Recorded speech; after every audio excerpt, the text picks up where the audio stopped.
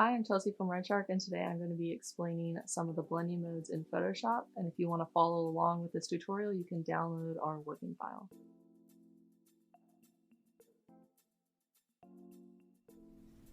So today we're going to be going over blend modes in Photoshop. So the default is going to be normal, and if you click down you can look at all of these different effects that you can get with these. So there's a lot, we're only going to go over 4 of them today. So the first one is going to be the dissolve blend mode, and this works well I feel like when with images or text, if you're trying to blend them into, overlaying them on top of a rough like concrete surface where you don't want it to be, the pixels to be so perfect on the edges. So I'll zoom in a little bit. This is our original with just the normal blending mode, just the text on top. And if you scroll over here, you can kind of see some of the roughness. And then when you change the opacity on this, it is going to change the way this appears. So you can see the edges, and then if you go over here and pull this down, instead of reducing the opacity of all of the pixels at once, it just is taking completely reducing the opacity of some of the pixels but leaving some at full opacity. So the more you bring this down, the less pixels you have, but you can still see them in there. And I'm going to pull this all the way back up. At 100% opacity, it's filled in, but it still has these very randomly placed rough edged pixels that are coming from your top blend layer.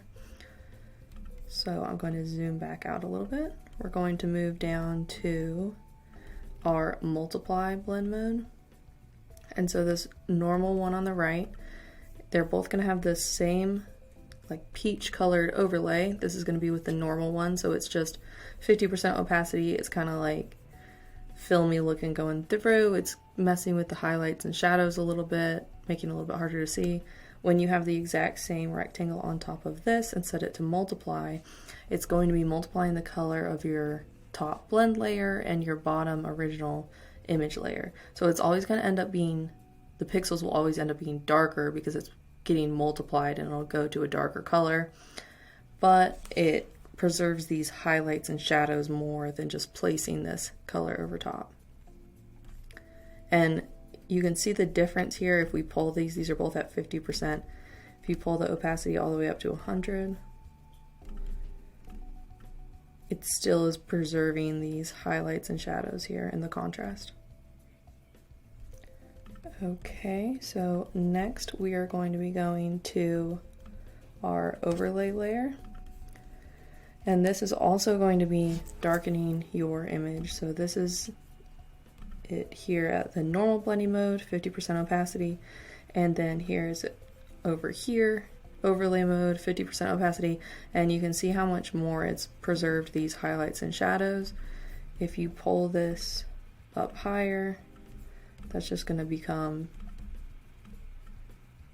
a solid black rectangle, and then this is blending with the pixels underneath, trying to just darken these images, keeping the highlights and shadows and keeping some of that contrast. And our last blending mode we're going to go over is the color blending mode.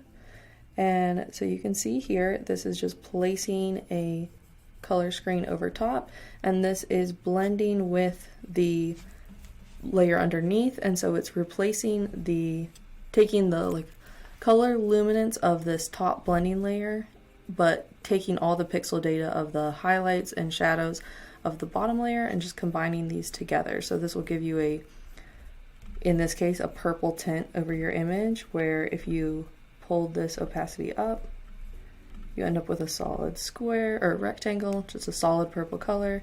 And then on this one, it's just is fully replacing that with the color on the top. So messing with opacity on all of these is going to give you different effects, layering different effects. There's a lot to experiment with. If you like this video, subscribe and follow our Instagram for more tips and tricks, and sign up for our newsletter to stay up to date with all things RSD.